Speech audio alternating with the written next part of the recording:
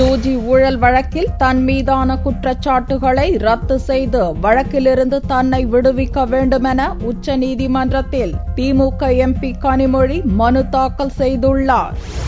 2G spectrum ஊழல் வழக்கில் முன்னாள் தொலைத்தொடர்புத்துறை அமைச்சர் ராசா, திமுக தலைவர் கருணாநிதியின் மகள் கனிமொழி மற்றும் பல்வேறு தொலைத்தொடர்பு நிறுவனங்களின் உயர் அதிகாரிகள் என 14 பேரை சிபிஐ கைது செய்தது. ஸ்வான் டெலிகாம் நிறுவனத்துக்கு 2G லைசன்ஸை ராசா விதிகளுக்கு முரணாக வழங்கியதற்கு பிரதிபலனாக 200 கோடி ரூபாய் கலைஞர் டிவிக்கு லஞ்சமாக தரப்பட்டுள்ளது என்றும், கலைஞர் டிவியின் பங்குதாரர் என்ற முறையில் லஞ்சத்தை பெற்றதாக கனிமொழியும், கலைஞர் டிவி நிர்வாக இயக்குநர் சரத் ரெட்டியும் கைது செய்யப்பட்டனர். கனிமொழி மீது கூட்டுச்சதி உள்ளிட்ட பிரிவுகளில் வழக்கு பதிவு செய்யப்பட்டுள்ளது.